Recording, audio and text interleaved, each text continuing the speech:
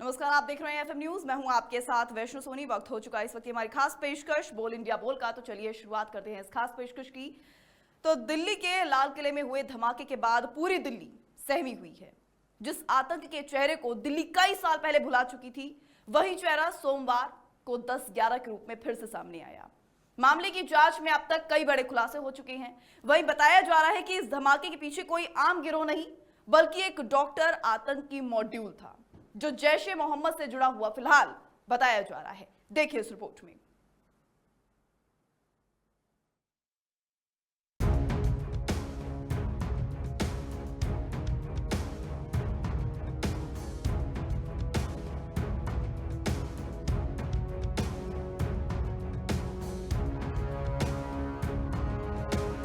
Delhi blast के दौर और इसकी तह तक जाने के लिए एजेंसियों ने अब तक 18 लोगों को गिरफ्तार कर लिया। इस आतंकी मॉड्यूल में अब तक जम्मू कश्मीर, उत्तर प्रदेश और फरीदाबाद से अरेस्ट किया गया। जम्मू कश्मीर से 9 लोगों को गिरफ्तार किया गया। इनमें तारिक, आमिर, उमर, डॉक्टर सज्जाद, आरिफ, यासिर, मकसूद, इरफान, समीर शामिल है। उत्तर प्रदेश के सहारनपुर से डॉक्टर आदिल रईस, लखनऊ से डॉक्टर प्रवेश और फरीदाबाद के सेक्टर 56 से एक और डॉक्टर को गिरफ्तार किया गया। वहीं फरीदाबाद के अल-फलाह यूनिवर्सिटी से जुड़े डॉक्टर मुजम्मिल अहमद को गिरफ्तार किया गया। ये अल-फलाह यूनिवर्सिटी में डॉक्टर और टीचर है। वहीं यूनिवर्सिटी की ही महिला डॉक्टर शाहीन शाहिद को भी पकड़ा गया। इस यूनिवर्सिटी के 4 लैब टेक्नीशियन को गिरफ्तार किया गया। दिल्ली ब्लास्ट केस में अब जांच का दायरा और भी ज्यादा बढ़ चुका है। जैश ए मोहम्मद के कमांडर डॉक्टर शाहीन के कानपुर से जुड़े सुराग मिलने के बाद सुरक्षा एजेंसियां अलर्ट मोड पर हैं। पुलिस सूत्रों के अनुसार जांच में ये सामने आया कि डॉक्टर शाहीन जैश ए मोहम्मद के हेड मसूद अजहर की बहन सहीदा अजहर से लगातार संपर्क में थी। उसकी गिरफ्तारी के बाद सफेद पोश आतंकी मॉड्यूल का भी राजफाश हुआ। गिरफ्तार लेडी डॉक्टर शाहीन का जैश से सीधे संबंधों का खुलासा हो रहा है। जांच में ये सामने आया कि लेडी डॉक्टर शाहीन जैश की महिला विंग जमात उल मोमिनात की इंडिया हेड का जिम्मा संभाल रही थी। वहीं दूसरी ओर ये दावा किया जा रहा है कि उसका ये टारगेट यही नहीं तक था, बल्कि भारत में महिलाओं को ज्यादा से ज्यादा आतंकी ग्रुप में जोड़ा जाए। दिल्ली पुलिस और कानपुर पुलिस की संयुक्त टीम लगातार संभावित ठिकानों पर छापेमारी कर रही है। एजेंसियों का ये भी कहना है कि शाहीन की गिरफ्तारी दिल्ली ब्लास्ट साजिश की पूरी परतें खोल सकती है। तो ऐसे में सवाल ये उठता है कि क्या कानपुर में मिली ये लीड डॉक्टर शाहीन तक पहुंचने में सबसे बड़ा ब्रेक थ्रू साबित होगी।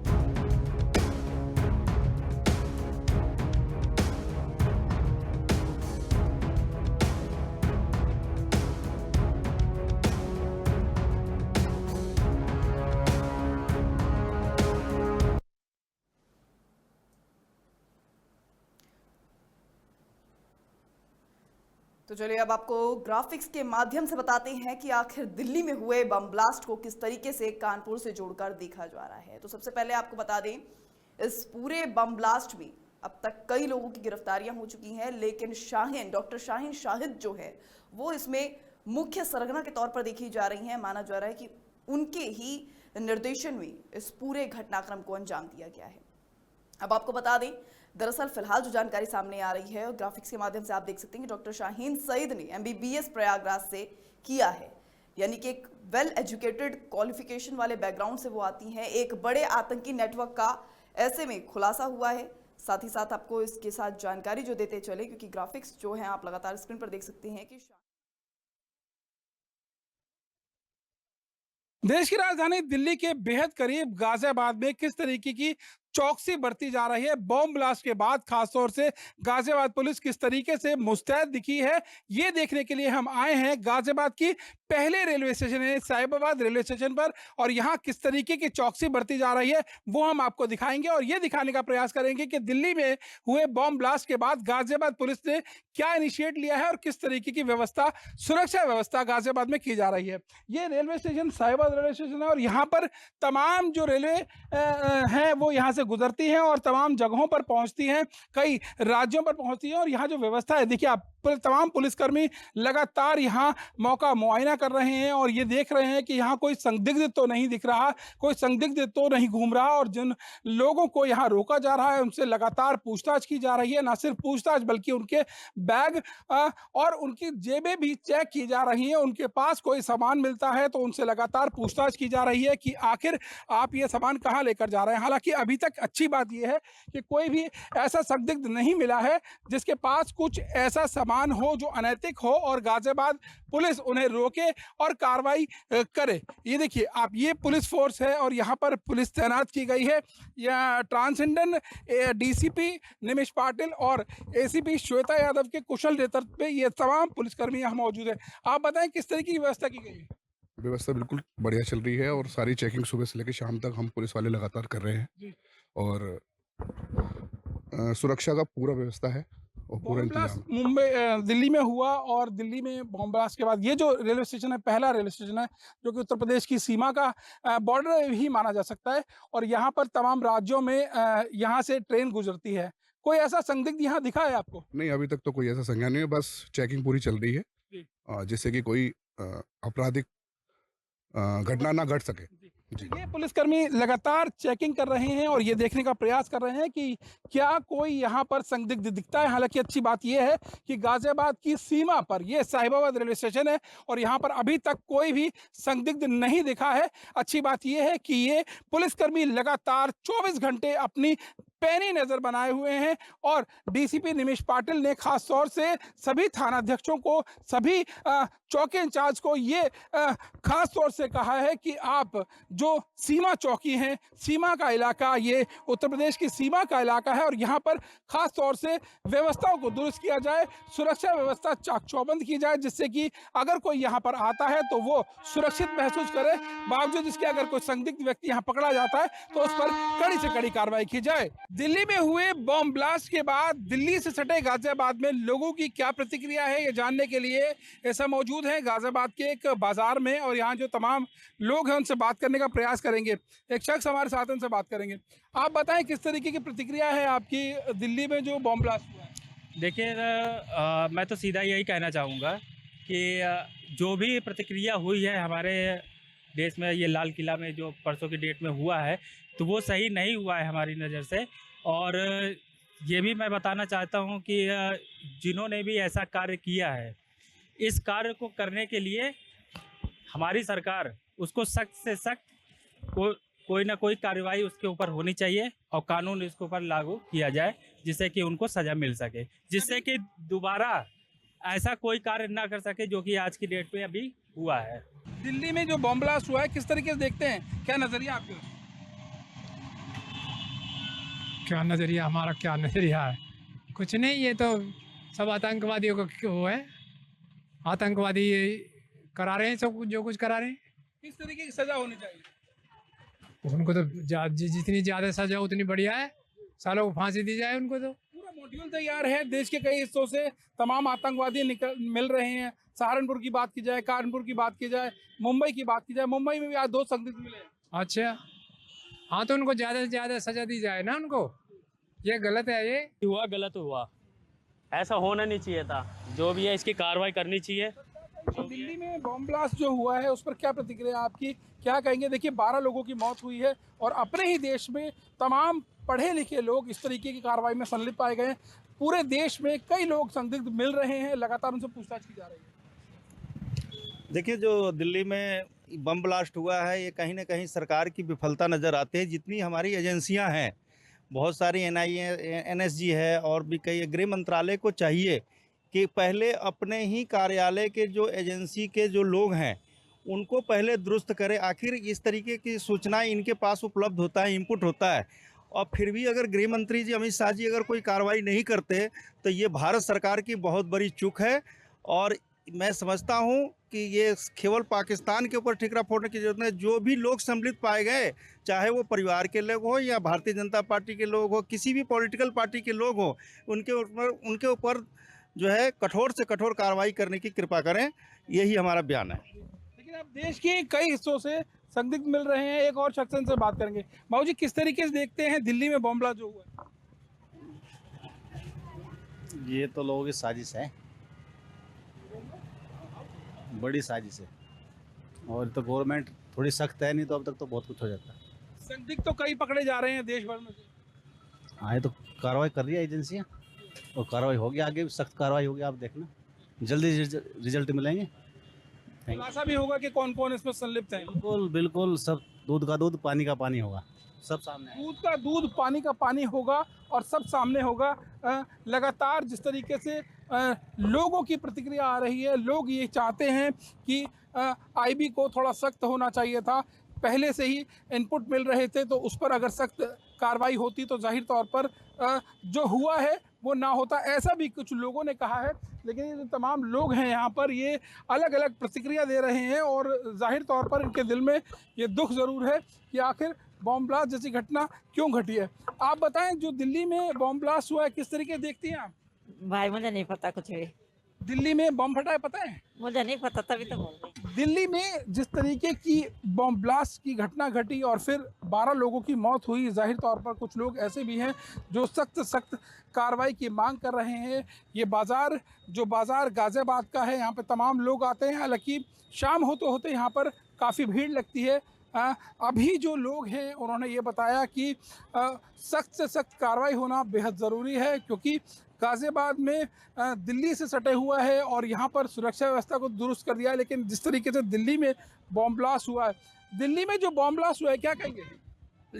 जी बॉम्ब ब्लास्ट तो जी सरासर सीधे सीधे दिख रहा है, हुआ गलत हुआ, ऐसा होना नहीं चाहिए था। जो भी है इसकी कार्रवाई करनी चाहिए।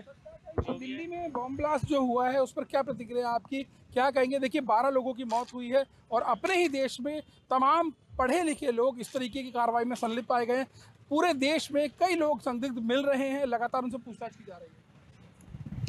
देखिए, जो दिल्ली में बम ब्लास्ट हुआ है, ये कहीं ना कहीं सरकार की विफलता नज़र आती है। जितनी हमारी एजेंसियां हैं, बहुत सारी NIA, NSG है, और भी कई, गृह मंत्रालय को चाहिए कि पहले अपने ही कार्यालय के जो एजेंसी के जो लोग हैं उनको पहले दुरुस्त करें। आखिर इस तरीके की सूचनाएं इनके पास उपलब्ध होता है, इनपुट होता है, और फिर भी अगर गृह मंत्री जी अमित शाह जी अगर कोई कार्रवाई नहीं करते तो ये भारत सरकार की बहुत बड़ी चूक है।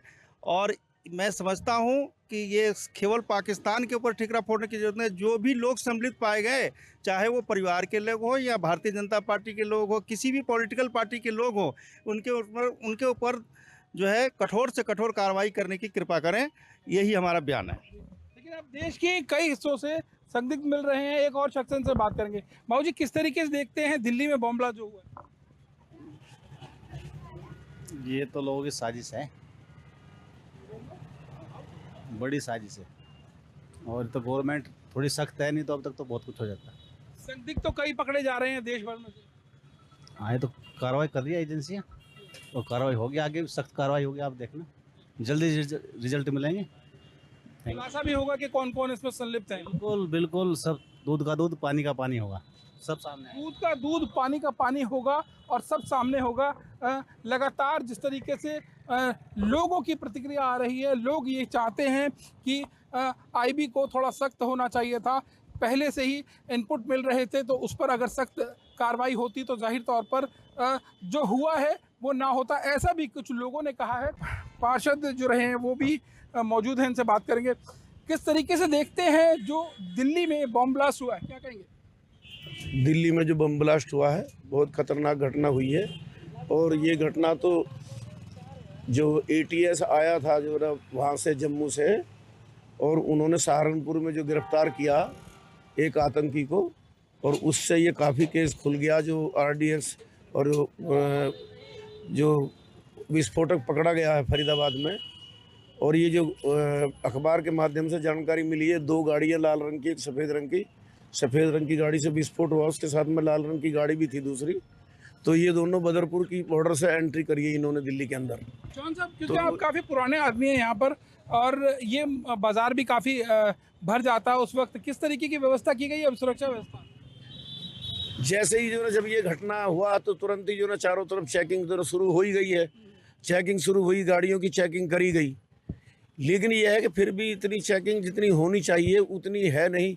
सतर्कता पुलिस भी बहुत बरतती है, लेकिन किस किस आदमी को पुलिस देखे ये भी एक जो ना बड़ा मुश्किल काम है। हर गाड़ी को चेक करना भी एक बहुत मुश्किल काम है। लेकिन ये है मिली है जिस यूनिवर्सिटी से जुड़े हुए हैं सभी, ये अब सारे के सारे ये देखिए ना कि ये कहने वाली बात फिर वही जो ना कुछ लोग कहते हैं जो ना कि ये अल्पसंख्यकों के ऊपर उंगली उठाई जाती है। लेकिन जब भी ये आतंकी पकड़े जाते हैं केवल ये इसी वर्ग के पकड़े जाते हैं हमेशा। और ये देखिए कि ये देश की इनके बारे में क्या सोच हो सकती है कि ये सब डॉक्टर हैं। जितने भी नाम आए हैं ज़्यादातर सारे डॉक्टर हैं, और डॉक्टर होने के बाद में इन्हें अपने देश से कोई लगाव नहीं है। आदमी, पुरुष, महिला, बच्चे, बुजुर्ग सबकी जान बचाते हैं, लेकिन यहाँ डॉक्टर ने कुछ ऐसा काम किया है जिससे पूरा देश ही नहीं बल्कि पूरी दुनिया हैरान है। क्या डॉक्टर भी जान ले सकता है?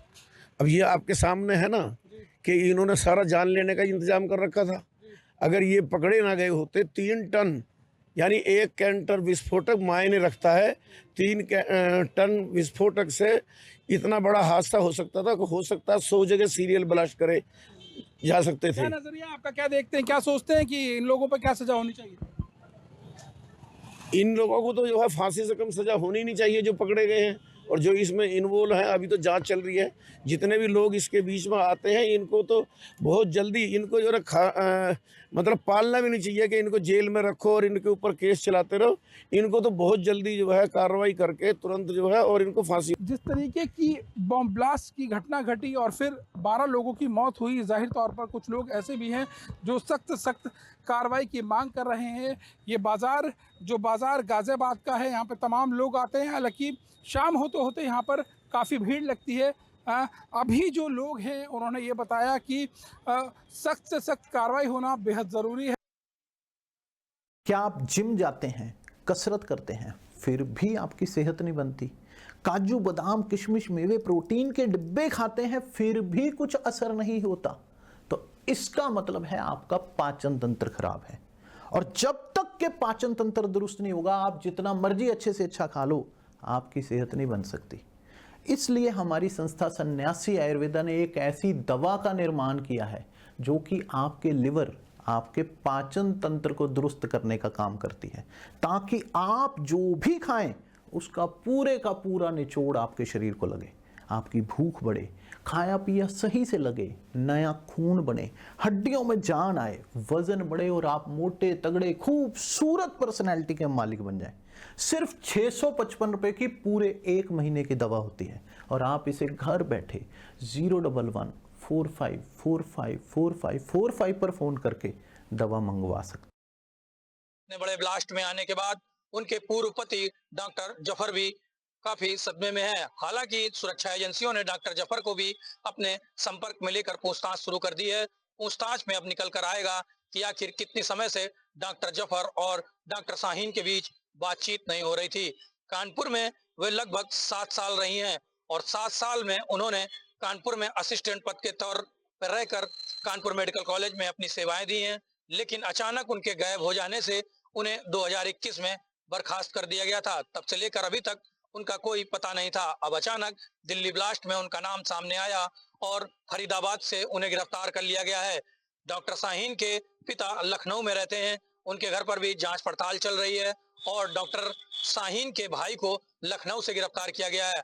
हालांकि सुरक्षा एजेंसियां गहनता से इस मामले में जांच पड़ताल कर रही हैं। जो है वो शादी में मेरी 2012-13 में मेरा डिवोर्स हो गया। उसका मेरा कोई उसका कनेक्शन नहीं रहा, कोई भी रिलेशनशिप नहीं रहा। ना मुझे ये पता था कि वो है कहाँ पे, प्रेजेंट टाइम में भी कहीं नहीं कोई पता था।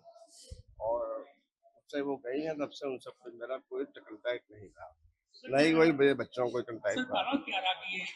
कारण तो वही समझ सकते हैं क्योंकि उन्होंने लिया था तो वही समझ सकते उस चीज को। 2 बच्चे थे उस टाइम, एक 7 साल का बच्चा था और एक 4 साल का बच्चा था। दोनों बच्चे मेरे साथ में। सब नॉर्मल थे। उनका भाई पढ़ रहा था, एमबीबीएस कर रहा था, उसका एमडी उसने किया। उसी टाइम में जब एमबीबीएस वो एमएमएस कर एमडी कर रहा था, एमडी मेडिसिन कर रहा था आगरा से। तो ये ना हम लोग लिबरल लोग हैं, इससे कोई मतलब नहीं। नहीं, वो बेसिकली बात ये थी कि हम चूंकि दोनों लोग डॉक्टर थे, दोनों लोग सर्विस में थे, तो भाई उनका इरादा ये था कि हम ऑस्ट्रेलिया में या यूरोप में कहीं पे सेटल हो जाएं, क्योंकि उनके बहुत सारे जो ऑफर्स आ रहे थे। एक बार उन्होंने मुझसे बोला कि जफर ऐसा करते हैं, चले बाहर ही चले, यहाँ थोड़ा सा वहाँ ज्यादा अच्छी लाइफ रहेगी। तो हमने कहा यार यहाँ कौन सी प्रॉब्लम है, यहाँ तो कुछ था नहीं, और हम लोग में आपस में कोई कॉन्फ्लिक्ट ऐसा था। देश की राजधानी दिल्ली में कल जिस तरीके से कार ब्लास्ट होती है और कार ब्लास्ट के बाद अभी तक का जो अपडेट सामने आ रहा है उसमें लगभग 12 लोगों की मौत हो जाती है, 30 से अधिक लोग घायल हो जाते हैं। उसके बाद से ब्लास्ट के बाद से तमाम सुरक्षा एजेंसियां जो है इस पूरे ब्लास्ट के बाद से आखिर इसका कारण कौन था, इसमें जो कौन से ऐसे लोग शामिल थे जो I-20 कार धीरे गति से गुजरती है, सिग्नल के पास जैसे ही आती है उससे ही कार को ब्लास्ट हो जाता है। पहले जो खबर आई थी उसमें सिलेंडर की फटने की बात आ रही थी, लेकिन जिस तरीके से वहाँ की भयावह स्थिति देखी गई उससे कहीं ना कहीं अब इसका कनेक्शन आतंकी हमले से जोड़ा जा रहा है। अभी गोरखपुर में मौजूद हैं, गोरखपुर के कुछ लोग हैं, युवा हैं, उनसे बातचीत करेंगे कि आखिर इस पूरे घटना को यह किस तरीके से देखते हैं, क्योंकि देश की राजधानी दिल्ली में जिस तरीके से घटना हुई है वो पूरी तरीके से दुखदायी खबर है। क्या नाम पड़ेगा आपका? मेरा नाम सतीश प्रजापति है, मैं गोरखपुर विश्वविद्यालय का छात्र। भैया सतीश जी, जिस तरीके से कल दिल्ली में एक भयावह स्थिति देखने को मिली, कार ब्लास्ट हुई, पूरे घटना को किस तरीके से देखते हैं? सबसे पहले जो भारत का राजधानी दिल्ली में जो कार ब्लास्ट हुआ, जो भी हमारे जनता आम पब्लिक जो भी उसमें न्यूज़ मीडिया के माध्यम से दिखाया जा रहा है, तो मैं सबसे पहले उनका शोक संवेदना व्यक्त करता हूं, उनको श्रद्धा सुमन अर्पित करता हूं। और मैं गृह मंत्री जी, आदरणीय प्रधानमंत्री जी और दिल्ली सरकार से मैं निवेदन करना चाहता हूं, आप जब युवा अपने रोजगार के लिए मरता है तो आप उन पर लाठियाँ बरसवाने के लिए पूरा पुलिस फोर्स भेज देते हैं।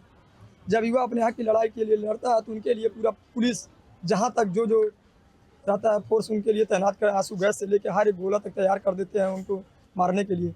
लेकिन अब भारत की राजधानी दिल्ली है, जो हमारे भारत की राजधानी है, वहाँ पे कम से कम आपको फोर्स तैनात कर देनी चाहिए। ये नहीं कि कांस्टेबल फोर्स तैयार करनी चाहिए। वो भी भारत का राजधानी, वो भी लाल किला है, जहाँ पे हम लोग की स्वतंत्रता जब देश आज़ाद हुआ, जब वहाँ से भाषण होता है, सब लोग देश के लिए हमारे सुनते हैं वहाँ के भाषण। तो मैं गृह मंत्री जी से और प्रधानमंत्री जी से और दिल्ली सरकार से निवेदन करना चाहता हूँ, ये कहीं ना कहीं ये हमारे दूसरे देश वाले कहीं न कहीं आतंकवादी हमला कर रहे हैं। इसका मुंह तोड़ जवाब हमारे गृह मंत्री जी दें, प्रधानमंत्री जी दें और दिल्ली और रक्षा मंत्री जी दें और दिल्ली के मुख्यमंत्री जी दें। कहीं ना कहीं अभी और भी आगे घटना हो सकती है। अभी तो बहुत ही छोटी घटना है, मरे होंगे मुझे लगता है ऐसे बम ब्लास्ट में तो 50-100 लोग होंगे, लेकिन माध्यम के कार ब्लास्ट से दिखाया जा रहा है कि लगभग 20 लोग और भी, लेकिन मुझे नहीं लगता है कि 20 लोग ही मरे होंगे। तो मैं आदरणीय प्रधानमंत्री जी और गृह मंत्री जी से निवेदन करना चाहता हूँ, इसकी जांच करके और कठोर से कठोर इस पर कार्रवाई हो। क्या नाम पड़ेगा आपका? जी, मेरा नाम हर्ष मौर्य है। और आपको बता दें कि जब से घटना हुई है, कल शाम को लगभग 6:55 की घटना हुई है, तो उसके बाद से मन बहुत व्यथित और दुखी है कि हमारे देश की राजधानी दिल्ली में इस प्रकार से घटना घटित हो जाती है। कहीं न कहीं नहीं होना चाहिए। इसका दुख आज हम सभी देशवासियों में है और डर का भय भी है। उसके बाद से हमारे देश की सुरक्षा एजेंसियां जागती हैं। सवाल ये खड़ा होता है कि वो कार आखिरकार वहां तक कैसे आई? 3 घंटे से खड़ी थी, नहीं खड़ी थी, पार्किंग में थी, ब्लास्ट हो जाती है। और ऐसी ब्लास्ट होती है जिसमें लगभग आपके बीच 24 लोग एडमिट होते हैं और 11 लोग की मृत्यु हो जाती है। सवाल खड़ा होता है देश की सुरक्षा व्यवस्था पर। अच्छा, क्या लगता है जिस तरीके से कल दिल्ली में घटना होती है उसके बाद से उत्तर प्रदेश को भी अब रेड अलर्ट जोन घोषित कर दिया गया है। अमिताभ यश डीजी लॉ एंड ऑर्डर पूरी तरीके से इसकी पड़ताल कर रहे हैं और तमाम अधिकारियों को निर्देशित किए हैं। क्या कहना चाहेंगे? आखिर जिस तरीके से घटना के बाद एकदम से अधिकारियों का जगना, क्या लगता है कि कुछ लापरवाही उसको अधिकारी भी करते नजर आ रहे हैं क्या? जी वही ना, जब घटना हो जाती है तब हमारे जो अधिकारी हैं वो लोग जागते हैं।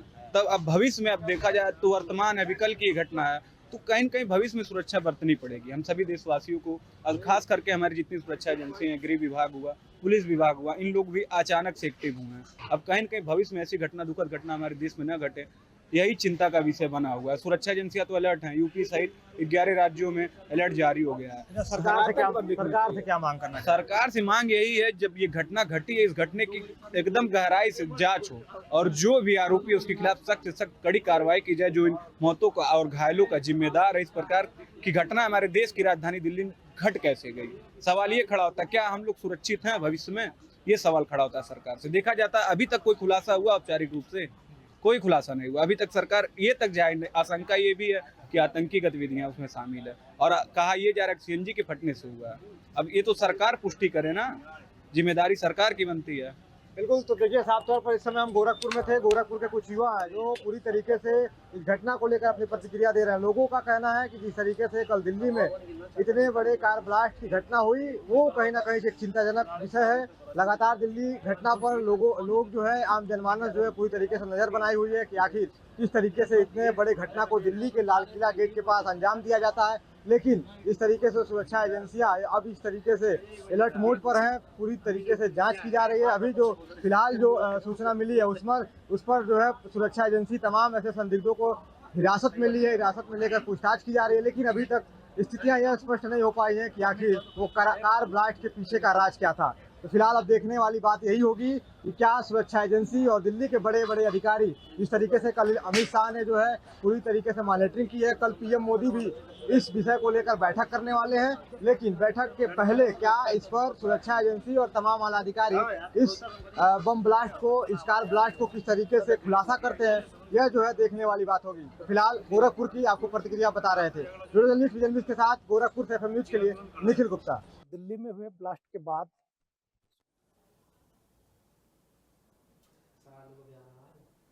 तो चलिए अब आपको लिए चलते हैं गुजरात के केवड़िया, जहां पर सीएम योगी आदित्यनाथ पहुंचे हैं, जनता को संबोधित कर रहे हैं। क्या कुछ कह रहे हैं, सुनिए।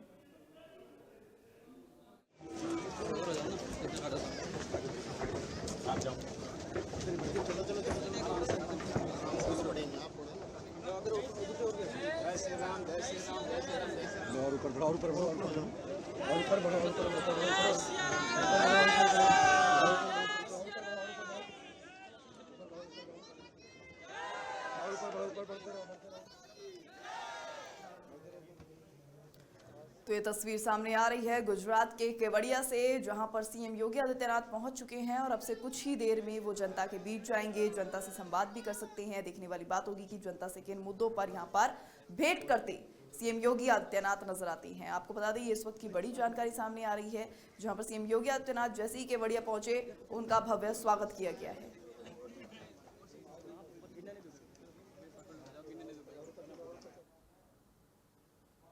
तो फिलहाल हमारी इस खास पेशकश में इतना ही। इस तरह की खबरों के लिए बने रहिए हमारे साथ और देखते रहिए FM न्यूज। धन्यवाद।